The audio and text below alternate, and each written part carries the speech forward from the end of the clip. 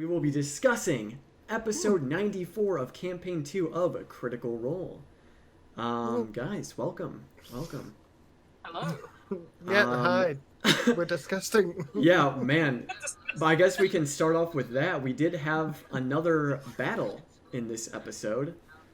Um, Sorry, that's me. no, all good. Um, this fight was very not reminiscent, but these creatures that Matt had the party battling were of a similar horrific vein as those what were they, the unhallowed. I can't remember what they were actually called, but they were those creatures they fought in Jorhas when they were traveling the wastelands. The Sorrow Sworn. Yeah, that's what I was looking for.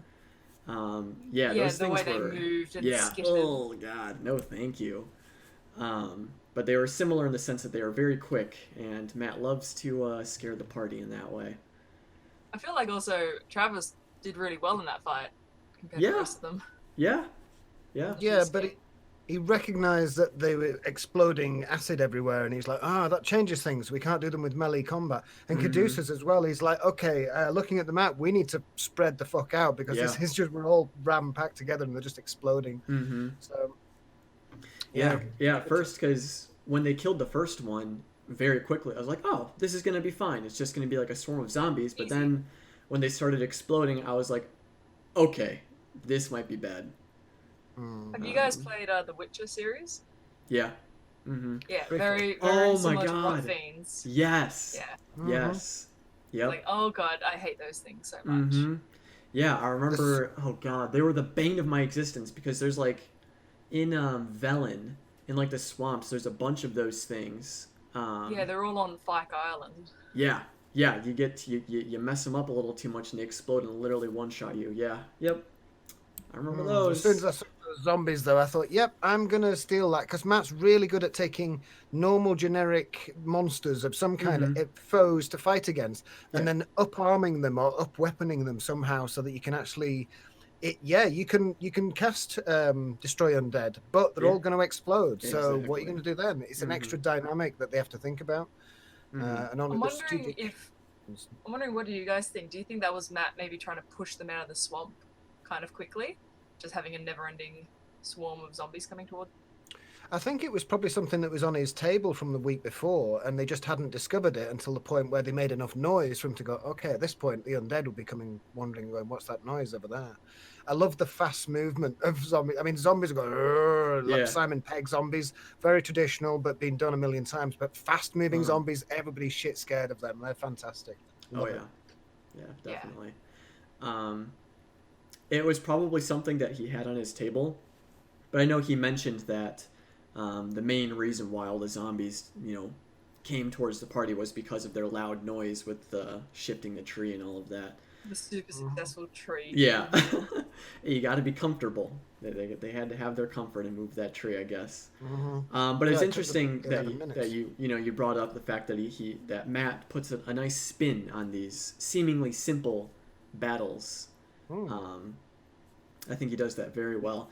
But honestly, what a clutch combo that Jester and Caduceus pulled off, being able to incite greed, drawing them all in, and then just popping them all.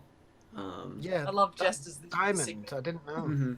I was worried that I haven't read the spell Incite Greed, but it feels like it'd be one of those spells that doesn't affect creatures of, little to no intelligence. So I was worried it's going to have no effect, but I'd have to do a little bit of more research into the spell. But my initial thoughts was it wouldn't have worked because zombies are brain dead. But I think because it's the third level, the biggest downfall is they get to save at the end of each of their turns. Yeah, that makes sense.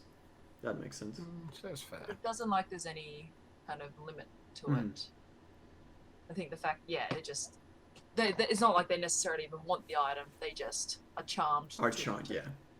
What was it called again? Incite Greed. Yeah. Which is a cool sounding spell. Yeah, it is. It's from the Penny Arcade guys, isn't it? It's Acquisitions Incorporated. Yeah. It's like a fun spell. That's why I wasn't aware of it. Gotcha. I haven't fully read that. Yeah. And then we can talk a little bit about, after they were able to overcome this obstacle being the zombies, they finally had a chance to relax, I guess, for a lack of a better word, within this swamp. Rest. Yeah, they had a point of rest, but Jester finally got a chance to fully explain herself, as to what exactly happened, in Sharnai's home, because the party was a bit skeptical. They were pretty unsure as to what exactly happened. Pushing her, like, what did you actually do? And she's like, what, you don't believe me? Like, I really like that when she was talking to Ford, saying, are you calling me a liar? Like, do you not believe me? It's like, it's not that I don't believe you, I'm having a hard time processing this, that she would do it for a cupcake. Exactly. That was the point where everyone was like, a cupcake? Really? That does not sound believable. But at the same time, it's coming from Jester, so it's like, maybe there is some truth to it. But then when she, obviously it came out that she would cast Modify Memory, everyone was rather impressed, I'd say. But Ford in particular was showing a little bit of concern because obviously if this maneuver did not work out, Jester was putting herself in danger, as well as the rest of the party, because Asharnai might have reacted very negatively to figuring out that Jester was trying to pull something funny.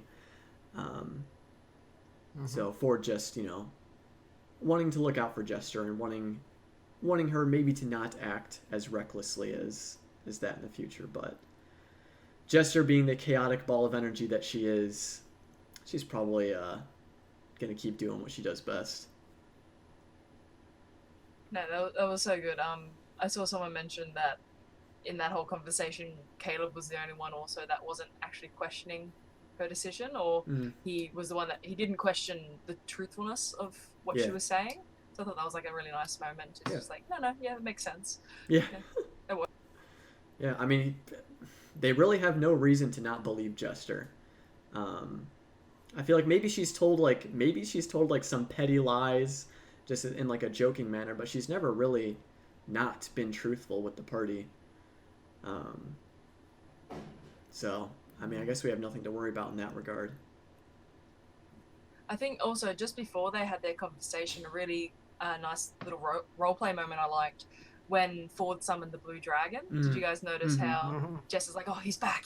Oh, yeah. And like hurt my heart. Like, she's so scared of that blue dragon from she's the have some PTSD Happy Fun Ball. Yeah. That thing almost took her out. Yeah. Yeah. Oof. So that was a really nice callback moment. Yeah. That definitely. Oof. Even Not too, because Not almost went out in that fight too, trying to save Jester. Very close. Yeah. That's when he was on 1 HP or something by the end of it. Yeah. But don't worry, Twiggy was able to slay the dragon, so they won't have to worry about it. They all believe her. Yep. Oh god, that was just such a great moment too, because of how wild Twiggy's character was, and her explaining to the rest of the party that, oh yeah, I totally killed it. The rest of the party is like, classic Twiggy. But yeah, I hope we'll see her again, maybe at some point. Deborah was great. Yeah. Where did Twiggy end up? They dropped her off at some random island, I think. It was the island with the bees. Yeah. I know where it was on the map, but I can't remember what was there. There was just a jetty, and they went ashore and got some supplies, and then slipped out again. They left her there. So. Okay. Yeah. Cool. So yeah, she could turn up anywhere. Yeah, hopefully she's doing well for herself. She'll turn up at the political meeting. Yeah, she'll just be there. She would have stowed away. I'm a queen now. Yeah. Or maybe she'll become the plank queen of Darktoe. Oh, yes. Maybe she'll make her way over there. That's amazing. I could only imagine the things that she would start over there. Yeah, the Plank King. Do you think he's going to come back? Do you think that'll bite them? I really hope so. I don't know. I really want another Lucidian Ocean arc where they just go on pirating and stuff, because I feel like there were so many things that were yet to be discovered in Darktoe, but because of the things that they did with Avantika and stuff, they were obviously banished, but I really want them to go back. There's so many interesting things about, you know, a pirate society that I would love to. I'd love to have them explore a little bit more. Yeah, pirate roleplay is a lot of fun. Yeah. Could always use more of the ball eater. And Orly. Orly. Hopefully they're meeting up with him soon to get to Traveler-Con. Yeah. But that takes them all back into that theatre of operations where Dark Toe is, and what happened to Avantika's body? Because Matt likes to bring back undead creatures quite a lot. I think he's still just on Dark Toe. It might be in Dark Toe. Threw her out. I think she was thrown out the window, and down to the cliffs. So washed into the sea, resurrected by Uk'otoa. No, wasn't she just strangled on the docks?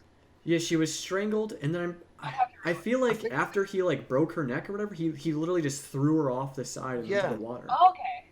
I thought that was in like the throne room chamber at the top, though. Was it? Well, wherever it is, she's thrown off somewhere. She's thrown. We shall scout. But she's definitely coming back at some point, because her lieutenant Vera. survived. Gemeti? Vera, the cleric. Yeah. She survived. Yeah. I think, or it was like unclear. Vera and Bouldergut. Yeah. She was injured. She was super injured, Vera, but I think she still survived. Yeah. So. This episode is us just going, trying to remember things. all of our poor memories. But yeah, Avantika's definitely come back. Actually, back when the Inevitable End made her appearance in Pumat Sol's place, my initial thought was, oh my god, that's Avantika's like spirit come to kill them. Very similar description. Yeah.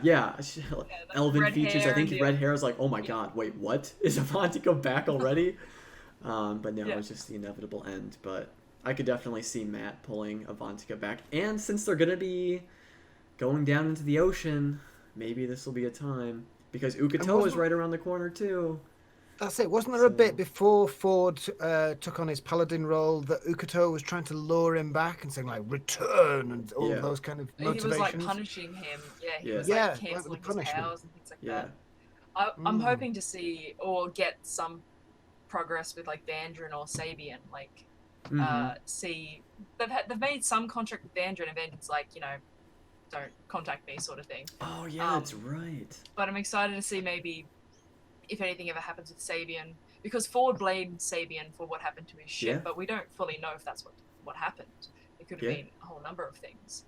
So I'm interested to see, one, when they get to the stone place, if there's anything connected there, and then if they continue with Ford's story a little bit. It's gonna be good. Ooh, I can't wait for a Vandrin reveal. I want more expansion of Caduceus' story, because he's kindly been letting them develop all of their stories, because obviously we all know what happened sadly to Molly, long may he reign. But I want to see more development of Caduceus' backstory, because it sounds really intriguing, like the whole you shall go to a cave that has got, I can't remember the whole thing, but he's got it fantastic. It was a big thing. It's a lot of but things. There's moments in it where he's reading it out and Travis is looking at him and going, huh, what? And then looking through his own notes, and he's like, okay, what's going on here? Matt's fed them bits of information each and they don't know about it, and they're only just now discovering it. So we've yet to have that reveal, obviously. Yeah, and what's interesting is that now that Caduceus is kind of at the forefront, more or less, of the story at this moment, and now that Caduceus is able to pursue his mission, his goal, he seems to be a little bit nervous. Like he was showing a little bit of apprehension with wanting to move forward. And I think it's that whole idea of let's just take a boat, because it'll take 3 weeks to get there. Exactly. Like, is that because it'll take 3 weeks, or is it because you actually want to go on the boat? He's like, oh, maybe. Yeah. And like he legitimately doesn't know why he feels that. I liked his description of saying his family, or we always went on pilgrimages, we always went on travels. And they were like, how did you handle that? And he's like, oh, quite well. Yeah, it was part of daily life. We were used to the parents going, and we were used to occasionally seeing some of our siblings going off with them. I liked that picture of having an adventuring family that go off and then come back and tell you little snippets of stories. Swiss Family Robinson. Yeah. That was the idea of what was Curly wrote it down. It was absence does not mean something, or it's like absence isn't the opposite of love or something like that. Yeah. Or it's like saying being away doesn't mean you don't love. Right. Exactly. Which is definitely a good point. Obviously which is actually, I'm curious to see how TJ is going to be when he grows up and learns about like Bo, because right now he probably doesn't really fully understand what's going on. I love the whole conversation of let's kidnap a child. Yeah. Nothing could go wrong there. That's ridiculous. We can't raise a child. Yeah. Get him when he's slightly older and then fix him. Mm-hmm. Yeah, and Travis is like, yeah, but we took Kiri with us, and he's like, she's wandering around with a dagger saying, "Fuck you." Yeah, exactly. I can only imagine how image. TJ would be being raised with the party. But I definitely want to see, at the end of this campaign or whatever, when they each do their little in the end of the first campaign, they each did their little wrap up for their characters. It'd be interesting to see if Bo is well, after the story, Bo in 10 years when TJ's a teenager, Bo goes back to check in on him and see how he's doing in the family and stuff. So I'd be interested to see if Bo ends up checking in on TJ every now and then, just to see how he's doing and stuff. That'll be the Rakshasa link. That'll be Matt will she'll send a message and there'll be information leaked at some point, and they'll have to go running back because the hag will be doing something horrific to the family. It's going to be great. Yeah, it's going to be great. God. Can't wait for it. Yeah, I can't wait for the heartache that's going to be. Oh God. I think about this every now and then. Obviously, any character death would be absolutely devastating, and would really ruin everything. But which one do you think would be the most interesting for the narrative of the story? Which one do you think would have the most impact for the characters? I think it might be Jester, because of how much she means emotionally to so many members of the party. Or Jester or not, to lose one of them would be tragic and traumatic for everybody involved. Yeah. I think Caduceus as well. Yeah. Yeah, Caduceus would have been the voice of reason that's kept the party together. I think it would break the party a bit if Caduceus went. I think if Jester or not died, they would maybe form closer, but I feel like aspects of Caduceus going, it would shatter them a bit. Yeah. Well, they do have 2 clerics now, and they can both cast Revivify, so they've at least got a chance. Yep. Yeah, we don't have to worry about anyone dying this time than there was with Molly at level, was it 4 or 5 or something? Yeah. Which is the usual point where characters die. Just quickly back to the hag retribution that we were talking about last episode, but did you guys catch Matt's face throughout the whole conversation of talking about Thoreau and his deal, and they'll say well, maybe it's his misery, and maybe the price he paid is his paranoia. We said that. Yeah, Matt was smiling ear to ear, and he's smirking. Yeah, so that's kind of a nice soft confirmation of. Yeah. He doesn't give those very often. He lets them find out the hard way, or just. I feel like he gave a lot out this episode. There was a lot of Matt faces this episode of him smiling or smirking or kind of just reacting to what the players were saying. Yeah, I liked when he broke character as well as the GM, and he said and Jester confused the hag and me. Yeah. Okay, well done, Matt. Nice acknowledgement. Yeah. Oh, yeah, that's another thing we can bring up. Someone in chat just reminded me of not deciding to switch back. We kind of touched on it last episode, how Knott's really conflicted about does she want to stay as a goblin so she continue traveling with the party, or does she want to go back and live with her family? But she was trying to weigh the pros and cons of both. But I think that she should go back. Obviously, I don't want to lose Not or Veth from the group, but this going back, like changing back into her halfling form and going back to live with her family has been like her driving motivation since the beginning of the campaign. So it would almost be heartbreaking if then she decided to continue with the party in a way. But I wouldn't mind seeing actually a little bit of a time gap or a time jump, because they're getting to a point where if the political negotiations go well, and there's some peacetime to the war, and they do TravelCon and everything goes well, then there's nothing super pressing, I feel, on their agenda. True. I wouldn't be surprised if we had, I mean, I don't know, but I'd like to see maybe a bit of a time gap, because then you could have Not turns back into Veth, spends time with her family, and then decides to be a working mum and, you know, go out and adventure and then come back occasionally. And, you know, that's I've said before, that's my ultimate goal. That's what I'd love to see for Not, is that she does become a halfling again. Yeah. Goes back to her family, but also still goes out adventuring. You know, have it both ways, sort of thing. Yeah, no, I could see that. I could see like maybe even like a year, like time gap after the events of TravelCon. Maybe a year's a little bit too much, but I could see like an extended period of time where the party just has, you know, nothing really pressing. Obviously, there's still the Chained Oblivion working in the shadows and the cult, but we haven't really seen anything else from them. I'm guessing we're probably going to get more because what's their names? Vence and the operative on the Dynasty side, whose name is escaping me, that were part of the cult that are going to be present at the negotiations. So maybe we'll get a little bit more information on the whereabouts of other cult gatherings and members and stuff. So I saw a theory that maybe Kaliana's group that she was with, the ones that were worshipping Tiamat, they might have been pushed by Tharizdun. That'd be kind of a cool connection. If their cult, that cult of the dragons, was actually a front for Tharizdun as well. Oh, interesting.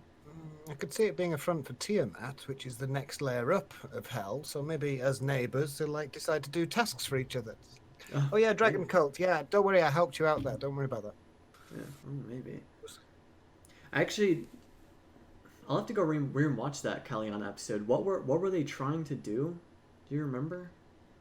They were doing sacrifice. They needed the bowls to do sacrifices to strengthen or to break. I think it was to break chains or something, or to like break. Maybe I might be reading too much. I might be misremembering, but it was something to do with helping free Tiamat, I thought.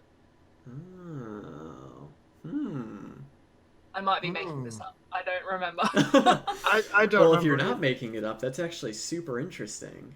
That's intriguing. If all of the demon lords of hell are working together to escape. Uh-oh. And because they're all being fooled by Tharizdun, because he's abyssal, isn't he? He's the betrayer he's a gods. demon, If they're trying something shifty behind the scenes, because we haven't seen much from the betrayer gods. Controlled by Tharizdun without their knowledge, because that's his whole shtick. I still feel like, because I didn't watch all of campaign 1. I've just seen like the important episodes and stuff. I don't know how relevant the calamity was in campaign 1, but in this campaign it feels like the calamity is being brought up like almost like every other episode. There's like some information about the calamity.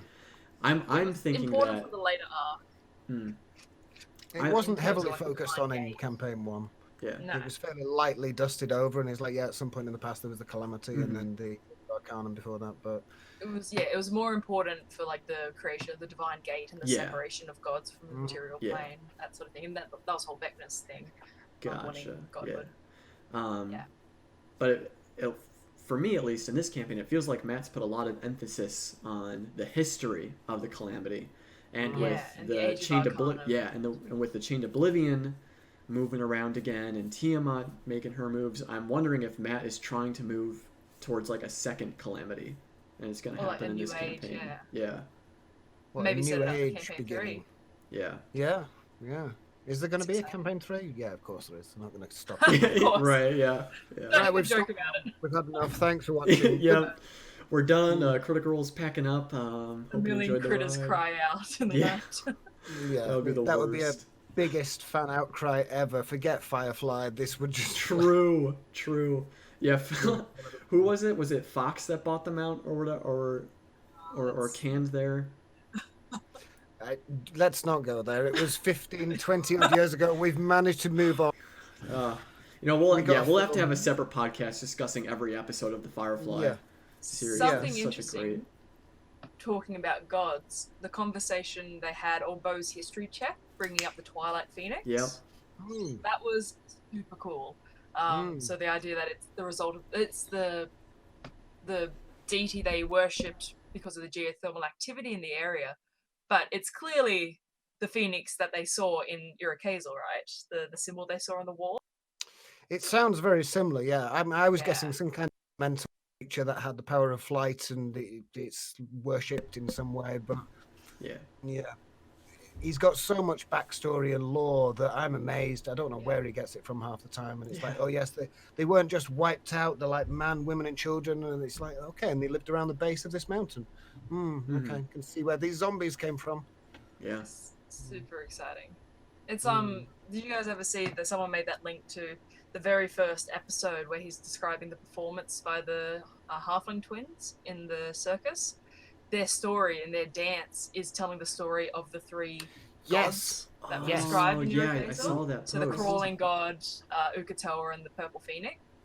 That's pretty cool.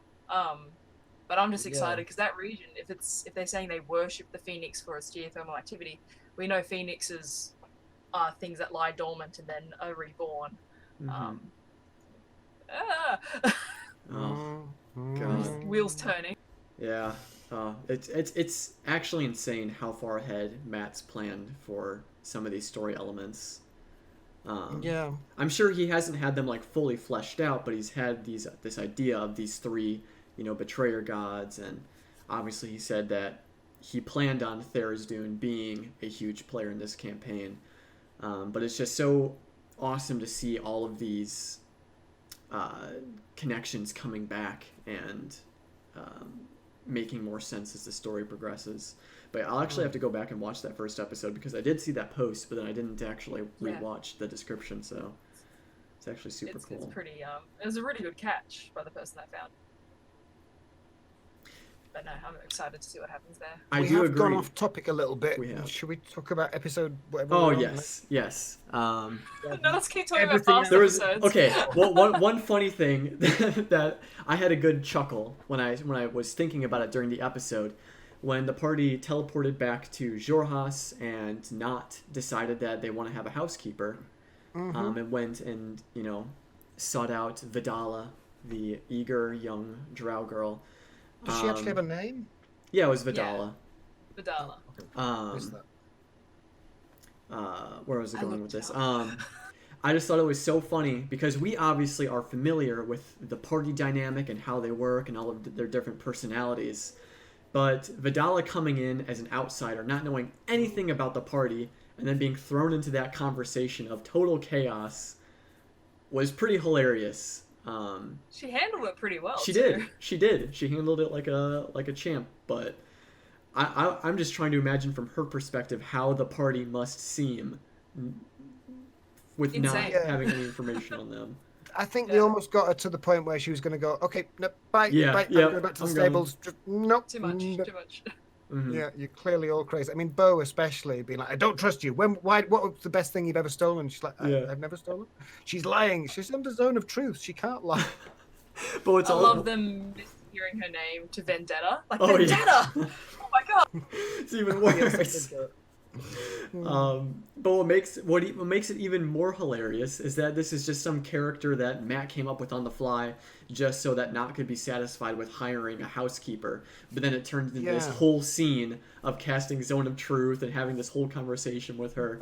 I just love it. I love when improv takes that route.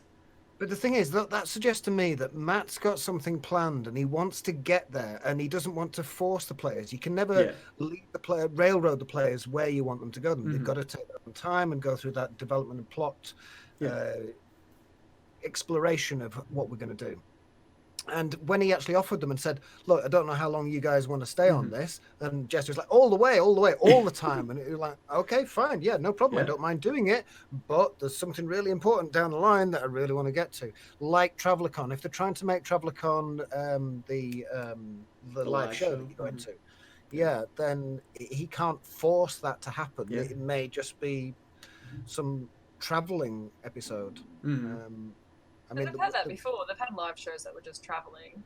Like I think yeah, the most recent live what was show. the live show with the love potion? Because there's a scene in that where Matt just tears up his notes Oh, and yeah. the crowd just go wild. And it's yeah. like, yeah, fair enough. That was like right before the final battle. I think that was them Yeah. in Feywild, in Tharafala, like, Yeah, when they were meeting Artagan.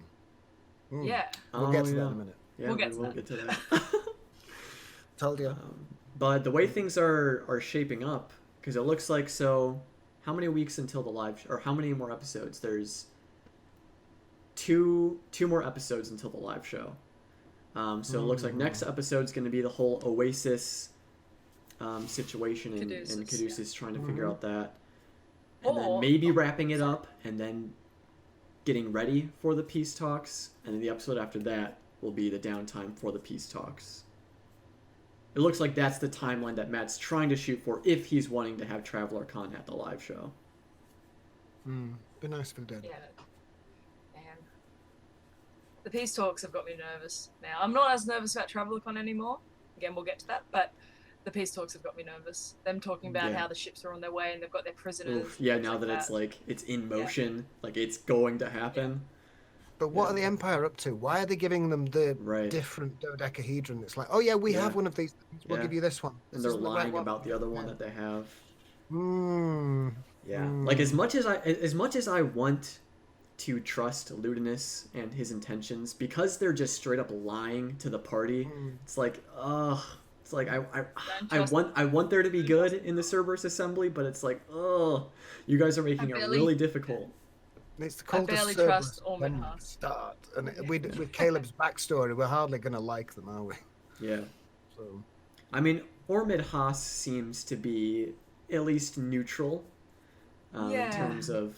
but then I feel like he's also got like some agenda, or yeah, probably. He's going to want to protect the Cerberus Assembly before like letting it fall, because he recognizes its importance. Yeah, that's what's scary about him to me. Like, he would probably side with Trent or Ludinus in a battle.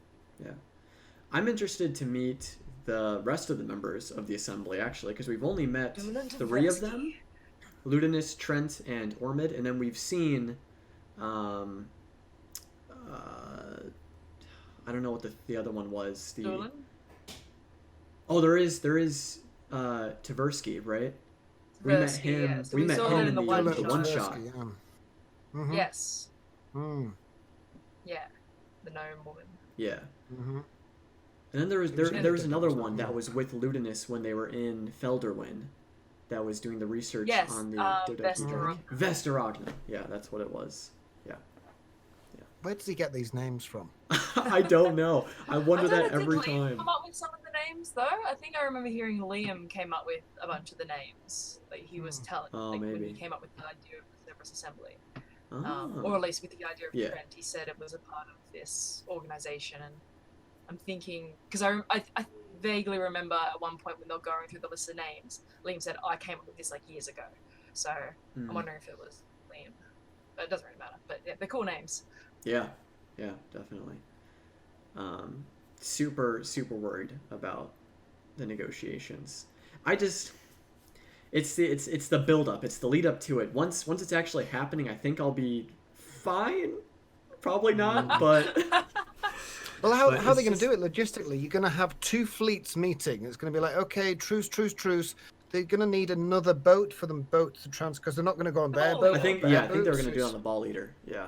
Yeah, that's just asking for trouble. So you're going to have both leaders on the ball eater with the Mighty Nine, who are wanted by Ukatoa and everybody else. Oh God! In the middle of the ocean. I think did they say they weren't going to have the actual leaders there? They were going to do like communication mirrors like proxies, or something. Yeah. Or... Actually, other people. Yeah. Yeah. that'd be a bad idea. Which oh god, which makes it feel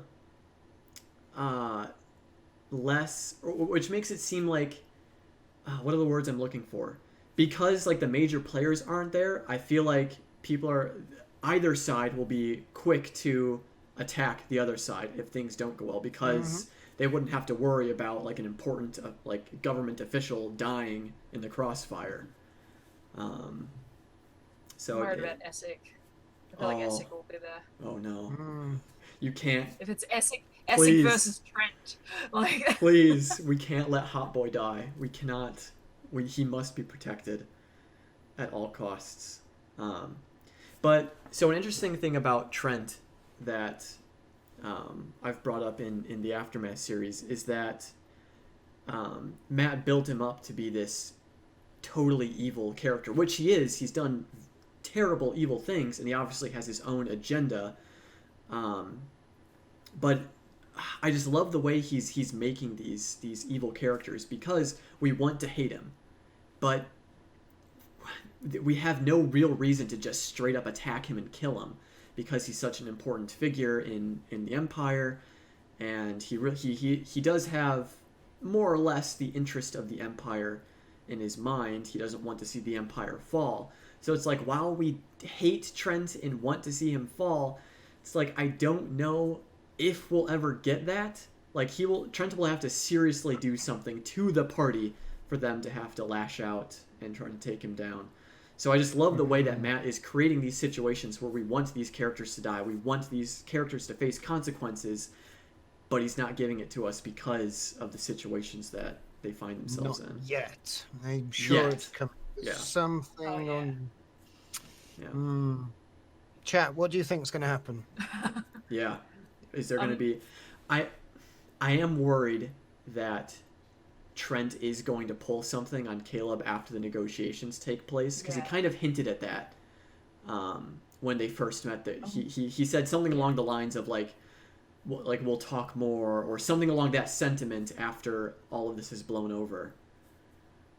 I'm worried. Throw Trent overboard while at sea. Perfect. Yeah. I'm worried to ever see Caleb be like left alone with Trent or something. I don't think he ever would be, but I can see that maybe being organized. It's like Caleb going to see Astrid by himself. It's like, what are you doing, man? Like, you're just asking to be kidnapped. But I'm wondering if anything does happen at the negotiations, if a fight does break out, which I'm not certain it will, because I feel like that would derail the plans for Travelercon. But we don't know what's going to happen. If something does break out, the Mighty Nine would probably pretty quickly have to pick a side. And I feel like they would pick the well, it depends who starts the fight, maybe, but I feel like they would pick the Dynasty. I think, I feel like they would fight alongside Essek, which would be super exciting. Terrible, but super exciting. I'm sure Matt is planning several different outcomes for the negotiations. He's probably going to have like certain points where the two sides, butt heads and can't come to agreement on something, and then it's up to the Mighty Nine to figure out some sort of resolution, and depending on how that goes, there'll be different outcomes. So I'm sure there's a lot of different ways that this negotiations could play out. Hopefully a fight... Had a comment. Oh, sorry, you go. Oh, no, I was just going to end it with saying hopefully a fight doesn't break out. Hopefully a fight, yeah. I'll just say, Panhead has just said they want to see the Mighty Nine go on a surgical assassination mission to take out the corruption of both sides. I'd like to see that too, because I do not believe the Mighty Nine could do a surgical assassination mission. But I'd definitely like to see it. It would be super fun, but it would not be surgical. Stealth is not their middle name. We know a fair bit of the corruption that's rooted itself within the Empire, but we don't really know too much about the corruption within the Dynasty. It's super shady, the little bit we have gotten. Like that drow that we can't remember the name of. That was weird. Him saying he's been affected, like whether or not that was Oban doing some kind of mind control on him, or if it was someone in the Dynasty using him as a scapegoat. I remember at that time everyone was calling Essek Essek's the traitor, like let's get him. But I still don't quite trust him. You don't trust him? Essek? No. I love him a bit. I think he's fantastic. I love his gravitation when he killed that prisoner, but just by crushing his hand. I love that spell and that ability, but there's something there. Yeah. I can't go. It's like a put my finger on 90% trust. Yeah. 85 maybe. Mm-hmm. And it probably comes down to, because I think you mentioned it a little bit last week, what sort of sparked your untrustworthiness of Essek was when he all of a sudden was wanting to befriend the party and come closer to them and spend more time with them. I remember you mentioned your unease about all of that coming out, and it definitely is a bit out of nowhere, I guess, because Essek has kept his distance from the party up until that point, where he hasn't felt called in his favors either.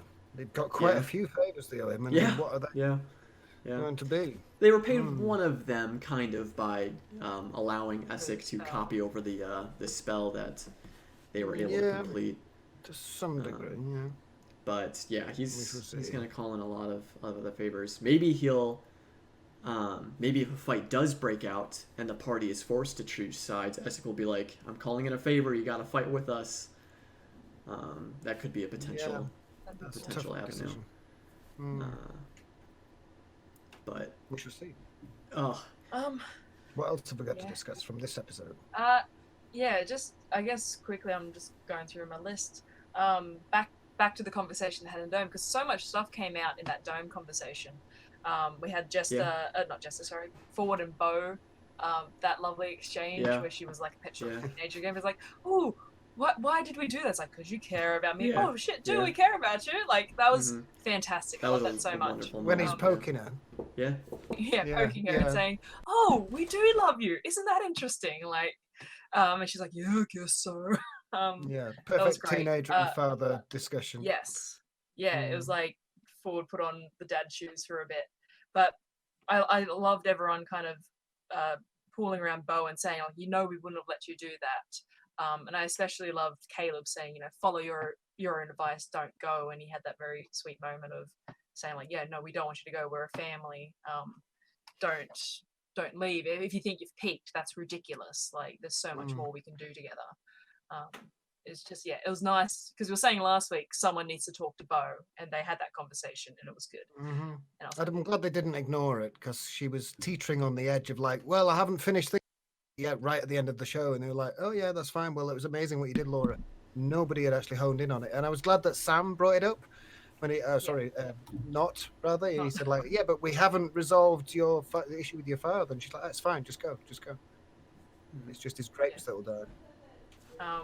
Did you guys catch what Caleb said to her? Like, they were talking about how the deal's been made, and talking about her dad's deal's been made and it can't be changed. He said, "What is done is done. You can't turn back time."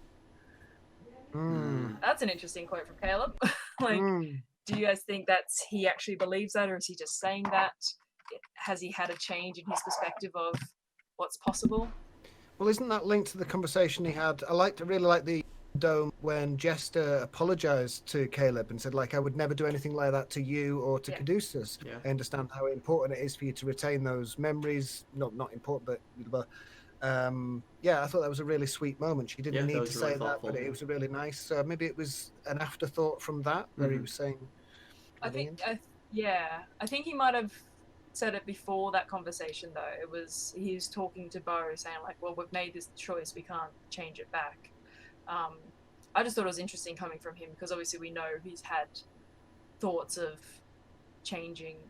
Well, we don't really know what he's thinking, but that idea of turning back time, trying to save his parents or fix his past.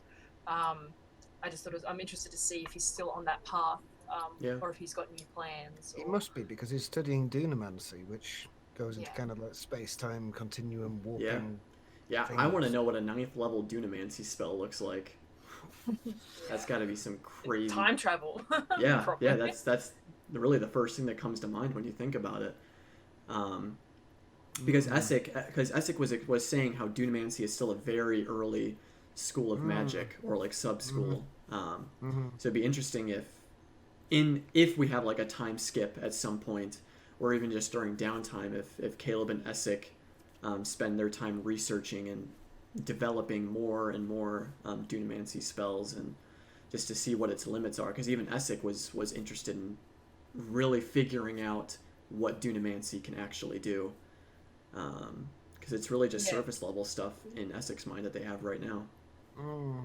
That's what he said. He studies the beacon because he likes it for its Dunamantic properties rather than the religious aspect of it. I like that. I thought that was a really nice part of his character. And I guess, like that, as you said, the whole modified memory conversation was really sweet between Jester and Caleb. Because I remember last week reading through all the comments after the episode, everyone saying, "Oh, it's Jester screwing around with memory magic, like she's so chaotic." But I always remember that conversation she had with Essek and the rest of the group saying, "Oh no, I know how important this spell is. I would never use it to mess with people." Like I believe that, like she understands that it's a proper spell, and it's because of her experiences with Caleb and Yasha that she knows not to mess around with it. And it was really nice her to say like, I won't. Go on, carry on. Yeah, just saying like, I'm sorry. Like I hope you know I would never use it. Like, no, I understand. You did it for good. You made not happy. You made your friend happy. And then that lovely longing gaze he gave her. Oh, I know. I noticed that. I was like, oh. I've said before, I don't really ship things, but man, there has to be strong. There's definitely strong feelings from Caleb towards Jester, whether it's romantic or it's just he loves her as like a friend or like a sister or whatever. But I follow some pretty strong Widow Jess shippers on Twitter, and I just saw them freaking out when that happened. I'm like, that's pretty fun. What did I remind you of, Phil? Yasha, back in the dome when Yasha and Not are talking about Not's transformation or not transformation, and she goes like, "Oh yeah, so what's your mother's name?" The reaction from the cast. That was so good. So good. Like, everybody write that down. Okay, and what's your father's name? It's Travis. Oh, good, strong name, heroic name. The best callback. Yeah. The look on Sam's face though, as he looks, it's like you can't possibly be saying that. It's so good. Incredible. Oh, it was Ashley. Oh, really? Yeah. Wow. Yeah. Really But that joke even then led into a really lovely conversation about family, where they all started talking about their families, and like we got a lot from Caduceus, and we've already talked about that a bit. But him talking about his family, and Jester talking, I didn't have a dad, but my mum took care of me. Yeah. That joke led to a beautiful conversation. Yeah. And I loved Yasha's "We're a tribe now" line. Yes. Which was because she hasn't really known a family. She's only been like in a tribe, so it was her way of saying that we're a family by saying, we're a tribe. Yes. The test as well, when she knocks whiskey out of her hand. It's like, would you like sponsored. one now? Oh, that was a test, and you. Yeah, so good. That's gonna be good. So good. And I for one am interested in seeing the relationship between Sprinkle and Yasha develop. I definitely want to see that. Yes. I like the idea of her just wringing Sprinkle out. Yeah. Like in a rage. Rage bathing. Yeah. Oh, that's so good. Man. I live for Travis's Sprinkle voice. Kill me. It is so good. They really push it to extremes though. They just want Matt to make a canon of I know. Sorry, but it's never gonna happen because it's too good. It's too good. And then later in the episode when they're in the jungle and they find like the nest of rodents, and she's like, "I'm going to ask Sprinkle if he wants to stay." Okay, we're moving on. And Bo's like, "You didn't even give him a chance to answer." Yeah. Everything Sprinkle is the best. Oh, I love it. I want. Clerics don't get access to speak with animals, right? I don't think they do. I think that's just a druid thing. I think it's a nature clerics can. Oh yeah, nature clerics can. Yeah. Hopefully, at some point, they come across like something that can allow Jester to speak with animals. Because I would love to hear what Sprinkle has to say. I loved Caduceus seems to have a pretty firm hand with Sprinkle too. He's like, I'll feed him a sandwich. Like, wait, no, like I love Caduceus as that kind of animal wrangler. Yeah. Dad Cad. It's so Dad good. Cad. Cool Uncle Cad. I guess now we can we can talk about the big drop that happened at the end of this episode. So I, for one, obviously there's a lot of mystery surrounding the Traveler and a lot of uncertainty, and I never really fully trusted the Traveler. He was always really sketchy, just with the things he says, like how their whole religion is really just a cult and all of that. So it's just really sketchy. But my anxiety skyrocketed as soon as the Traveler like appeared, and Matt was like, and then he extends his hand, beckoning you to follow him into the forest. I was like, no, do not do that. Just immediately just got the worst vibes from that situation. The rest of the cast knew it as well, because they were looking like, no, stop it, where are you? Stop it, we're all asleep, we can't do anything. The look that she gave back at the dome as well, and then I just go. I know. I was like, oh no. And then I immediately started thinking, I was like, wait, is Laura like going on vacation and like this is Matt's way of like taking like Jester out of the story for a bit or whatever? Like I was just like overanalyzing everything in that moment because my anxiety was just going crazy. But yeah, he then revealed he undid his hood. Such a good reveal. It was a lovely, slow, but gradual reveal of like picking up on you, like, oh, it's getting close. Okay, we're gonna get. Okay. And then I thought for certain we weren't going to get a legitimate reveal. I thought it was just going to be a kind of still a bit of a cliffhanger. Mm-hmm. And it kind of was, because it wasn't until after the stream ended that he did confirm it. Yeah. It's a target. It only seemed to be Marisha, though, that recognized it when he described like the orange hair, and she was like, "Oh my god!" And she whispered it to Travis, and he was like, "No, what?" And you saw him mouth Artigan. Yeah. That's Travis, to be fair. He just looked really, really surprised by the whole concept. Yeah. So I'm wondering, surely the cast must have been thinking like there could be a link between Artagan and the Traveler, because that theory's been in the community for years. Yeah. Pretty much since the beginning of the campaign. Yeah. So I'm wondering if that's something they've thought about, if that's something they've been preparing for, or whatever. Because when they revealed it happened, as you say, it was really just Marisha and a bit of Laura, but Laura was role playing at the time. But it was a lot of mainly just Marisha going like, "Oh yeah, I think it's getting close to this reveal." So it's interesting. I'm wondering how much they actually go into reading fan theories and things like that. Maybe not so much, because they want to just play it as it happens. We've got a lot of stuff to do as well, so I don't know how much time. Yeah, true. But something you just sort of reminded me of, or just made me think of, is how these theories have been going on for years. And I was like, wait, they've been going on for years? And then it just clicked that we're going on to our 3rd year of the 2nd campaign already. So it just clicked in my mind of like how long this campaign's been going, and it could still have another 2 more years to go. We have no idea, but it's that's actually crazy. 4 more years. Yeah. Well, with Dunamancy, they'll invent a time machine, and then we can have it. So, exactly. No problem. We don't. But for me, I feel like the big bomb for this episode was how Artagan didn't even plan to be the Traveler or be this like deity figure. He just saw Jester and like saw himself in her and wanted to be a friend to her, and it was Jester that sort of inspired Artagan to travel and find the various people of the world. And but the thing it's given us, this reveal that the Traveler is Artagan, is that it basically means that somebody in Vox Machina went and back to the Feywild and released him, or gave him a doorway to the material plane. So who was it? Grog? Keyleth? Well, I think that they all agreed to it, so they probably worked on it together, I imagine. Like, it was part of the deal. But I feel like Keyleth would probably be the only one with the magic available to do it. Or maybe even Scanlan. If he had like Gate spell or something. Unless he used his wish spell. Yeah, it depends on when it happened. Yeah. But maybe that will come out as Jester finds out more information. Oh yeah, it could. I just love the conversation.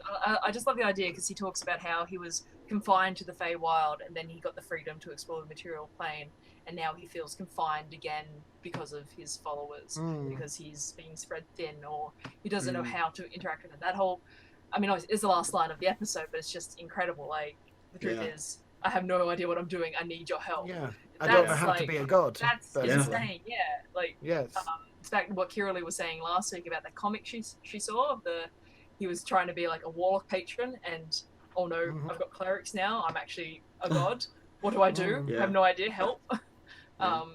It's a really nice callback. When he described the adoration that he got from being worshipped and for somebody providing him with this sustenance, he realized that he could go out and get more of them. That's essentially how you become a god, because without prayers, you're nothing. So learning how to handle that power that comes with it is going to be quite daunting. And you're definitely going to need a first disciple apprentice. I love the fact that Jester's his first disciple. Yeah. It's like that. That's awesome. You need to know. Yeah, and, I'm super interested to see how that dynamic evolves. And if Artigan is going to try to ascend. Because does he know what Vox Machina was trying to do with Vecna in campaign 1? I think so. Or what Vecna was trying to do? When they met up with him the second time, that was them just about to battle Vecna. And I think they were discussing it because then he helped them get back to the material plane using time. Yeah. So I think he was pretty much aware, because he said, like, when you're done dealing with all the gods, come back and find me and build me this gate. Yeah. But I think it's interesting. I'm not sure, because I was certain that TravelerCon was going to be an ascension sort of thing, but I'm not so certain anymore, because he's saying he wants maybe a way to bring his people together, give them a community, so they can talk with each other and talk less to him, like give him a break sort of thing. I think that's might be what he's going for. He wants to maybe have some of that responsibility taken off him so he can be a bit more free again. It'd be interesting. I think he, as you say, he likes the power, but he doesn't like the responsibility, which is very Fey. What if I just had this thought? What if Jester's like new character arc becomes becoming the Traveler herself, and at the end of her story arc, she ascends to a godlike status. So it's like the Dread Pirate Roberts. It just always gets replaced. It's like, Because now I'm wondering if the Traveler is anointing her as like a high priestess, as someone in chat is saying. What kind of? Because then the rest of the followers are going to see her as like a higher figure in this religion. So will she get powers of her own? Will she be able to contact the other clerics of the Traveler? Eventually.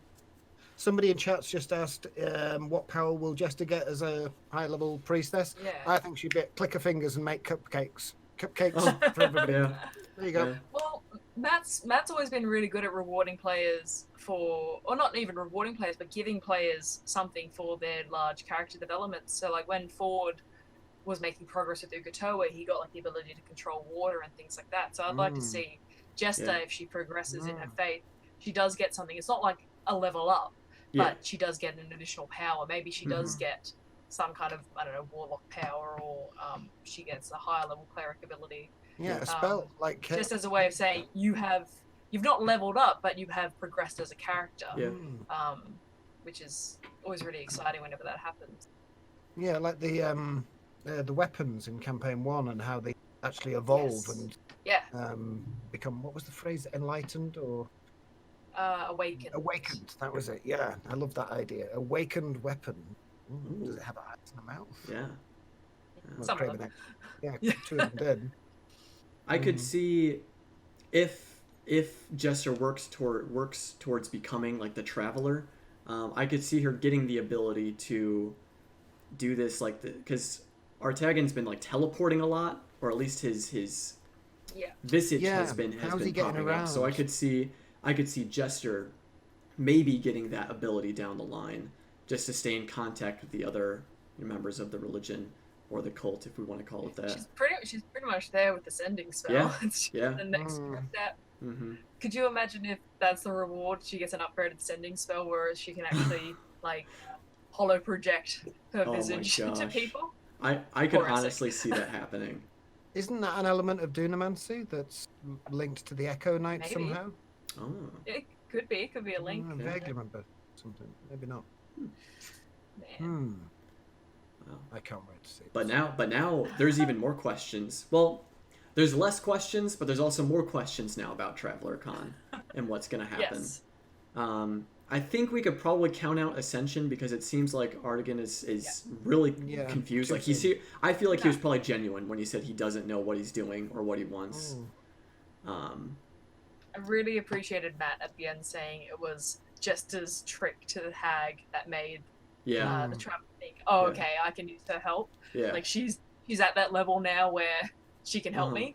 That was like a really nice. That was like, again, that's Matt rewarding his player for an absolute baller move. That was really fun. Yeah. Oh, I'm so excited for this relationship now to develop. Was skeptical at first, but now that it's been revealed that he has no idea, it's pretty funny too, because Matt's built up the Traveler to be such a mysterious, like, powerful character, and then to just have him have such like a human moment where he's like, I have no idea what I'm doing. It's pretty hilarious in the moment. And it was great to see Laura get super excited at that. Like she wasn't like, oh damn, my god's not real. Like, what am I gonna do? She was just like, this is great. This is amazing. Like I get to like really work with him. I'm so excited for the next episode where I really hope she like walks him back to the dome. She's like, hey guys, here's the Traveler. Like we need to help him. God. I can't wait for that conversation. Oh. I can only imagine what the rest of the party's reaction is going to be. But, It feels like, again, another... Yeah, it's a cult. Yeah. But it feels like another really fun, strong link back to the first campaign. Just the idea that he had such a strong connection with Vox Machina. It's... I feel like it's going to be harder and harder for them not to have connections or not have that question of, well, when is Vox Machina going to pop up? I don't think they ever will, because obviously that's going to be really difficult for them to play multiple characters, but and I think that'd be too much of a fan service. But it feels like it's getting trickier and trickier for it to stay separate. I'm excited for the one shot. Bits of their legacy, and I think we might meet Vex Percy's children at some point, and elements of the Whitestone regiments and their technological advancements with rifles and Whitestone itself. What's it called? Residuum. All the concepts behind that.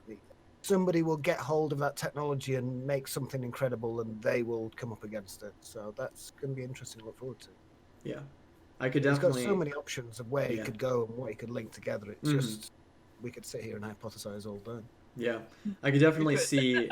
I could definitely see that. The members of Vox Machina at least being mentioned, or like their names are written in like a letter that was directed to something, or I could definitely see like little Easter eggs. The Council will be announced, and we'll finally know who's on it. Yeah, exactly. Minor stuff like that. I know. I wasn't one of the Kickstarter goals a crossover episode. Yeah, probably not canon. It was a Mighty Nine versus Vox Machina, so I think it's a battle royale. Yeah. Fighting each other. Ooh. Which will be interesting to see who plays who. Yeah. I think they announced it. I think he said like, he went around the room and he said certain people were playing certain characters. It was ages ago. I'll have to go. I feel like Liam's playing Caleb. That'd be too much if he played Vax. He could play Vax. I don't think they'd have two rogues anyways. They'd probably only have we wouldn't have Vax and not. So we shall see. Up to them. Yeah, I'm excited for whenever that rolls out. Definitely. I finally got my tickets to MCM London last week, so. Nice! Yeah, that's right. Those are. When is that? Is that coming up? It's the end of May, I think. May, yeah. Oh yeah. That sounds right. It's 111 days away, according to the Crit Roll website. Nice. Not that I'm counting. Oh man, yeah. I've just got a couple more weeks till C2E2, which I'm super excited for. Are you just going as you? You're not going as Caleb or anything? I was gonna get some kind of a cosplay, but I'm already dropping a lot of money on the live show, the C2E2, the photo ops, and all of that stuff. And then I have another trip coming up where I'm taking a trip to New Jersey. So I didn't want to spend any more money on like an outfit. I mean, you don't need to get much to be a Caleb. You kind of got the hair and the glasses. True. Yeah. Just get walking yeah. the scarf and a jacket. That's true. That's true. But now I'll probably just go decked out in full critter gear and just have some fun. Mm-hmm. Yeah. Little flags. Yeah, I'll have like a little flag. Maybe I'll bring like a little like cat stuffed animal or something for a little frumpkin. Maybe I'll do that. Mm-hmm. Yeah, definitely excited. Definitely excited for the live show. It's been like my dream to like go to one of these. So it's gonna be insane. It's gonna be crazy. Take pictures. Tell us all about it. Yeah. Yes. I know. I'll definitely take pictures. Yeah. I probably won't do an aftermath episode for the live show because I won't want to take notes during the show. Sure. Yeah. So I'll probably skip out on that, but I'll definitely do the podcast and all that. But yeah, definitely be taking pictures and all that stuff. It's definitely going to be a night to remember. But back to the episode, is there any closing thoughts you guys have, things that we didn't touch on that you want to bring up, or any closing sentiments about Artigan or what is to come? Is this yours, Caroline? Take him to the theatre? Did you write that? Yeah, That's awesome. That's what. Yeah. No theatre! No! I can't wait to see a cross of Garmelie, Artigan, and Traveller all merged into one. Yeah. Somebody even suggest the theatre to him, please. Oh, God. Yeah, no, it is going to be great. No, I thought it was a really good episode. Just in terms of, we said before the stream, it was fairly quiet because there was a lot of conversations. There was obviously a big battle in it, but even then, it was a nice kind of calm.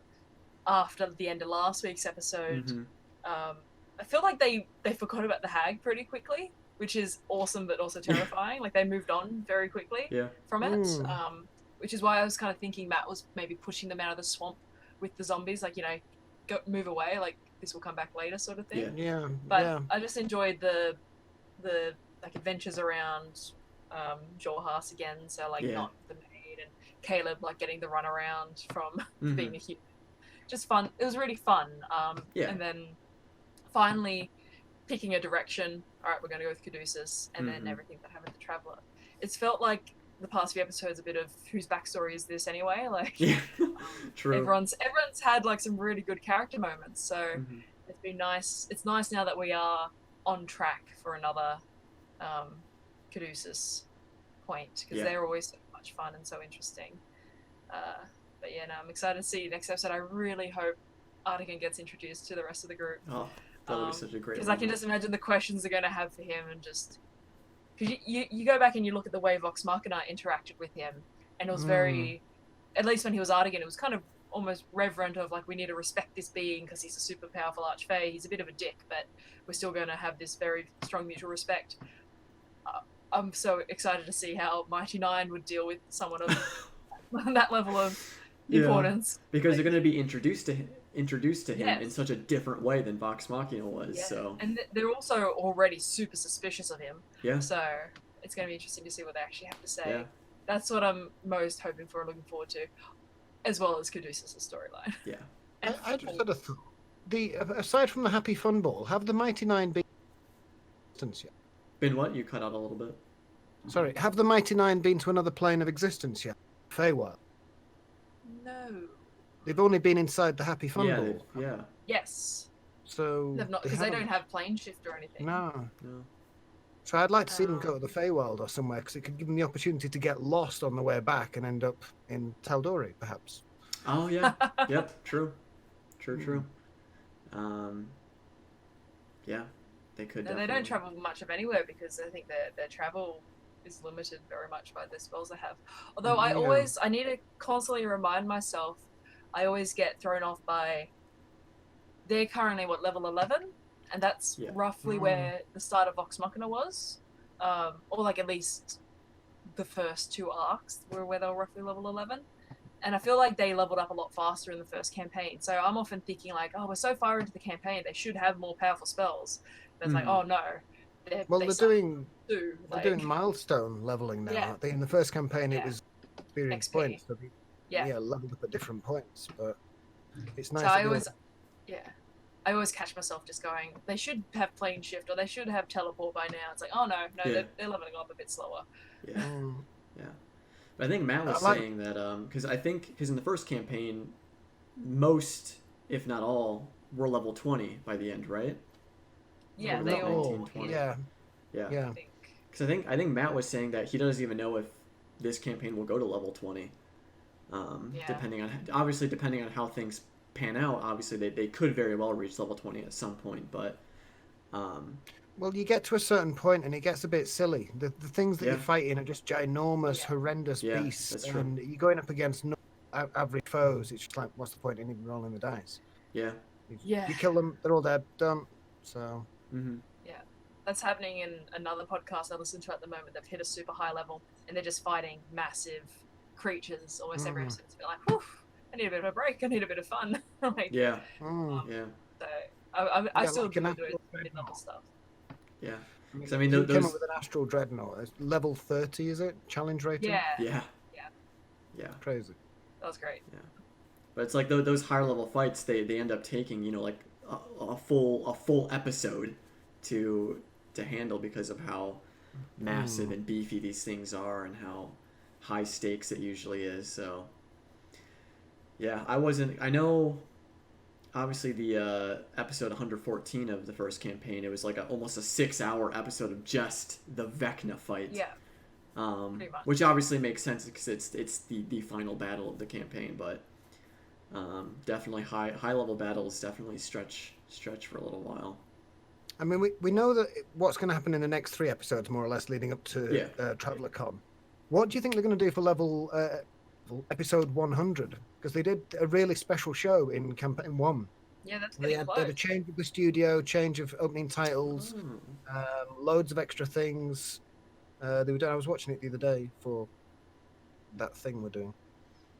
Maybe they'll announce a real life Traveler Con at episode 100. Critical Role World. Yeah, Critical Role Land. Yeah. Let's go. Yeah, no, that's probably 6 do weeks something away. special. Jeez. Yeah.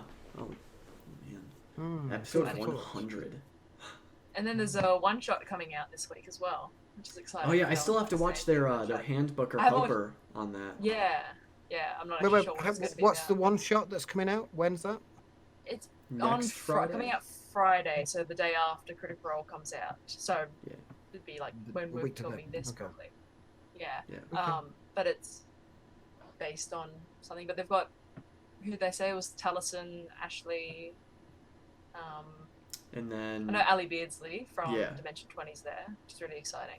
And I can't remember the other guest. There's one other. Yeah, I can't remember.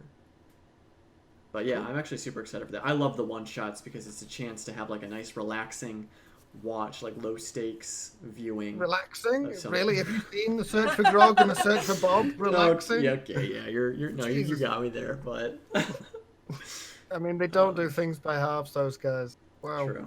But again, that's an example of high-level characters running around. Yeah, We've got to put you against. Sorry, go on. No, I was just gonna say, but I absolutely loved the Darrington Brigade one shot, just because we got to see all these new like wonderful, colorful characters. But I want to see more of that. I know, like a sub series of just the Darrington Brigade, and Matt sort of hinted that there would be more of it, but I'm still blown away by Talison's character, the Owlbear. I am the Owlbear. It was so funny. What a creation, though. 5 levels of rogue, 5 levels of barbarian. He's like, think about it. And he's like, yeah, that's really clever. Yeah. Sneak attack with rage. Oh my god, so many iconic moments in that. But I guess if we don't have anything else we want to talk about, we can go ahead and wrap up. Phil, did you have any closing thoughts? No, I'm sure there's something I've forgotten and I'll remember it time, but it's fine. We'll get to it next week. Yeah, it's all good. But yeah, I guess with all that being said, we can go ahead and wrap up. Thank you all again for joining me, you guys in the chat and you at home watching on YouTube or in various podcast websites. We hope you enjoyed this week's episode of Critical Role and that huge bomb that was dropped. We hope you guys have an absolutely wonderful rest of your day and weekend, and we will see you all next week. See ya. Bye.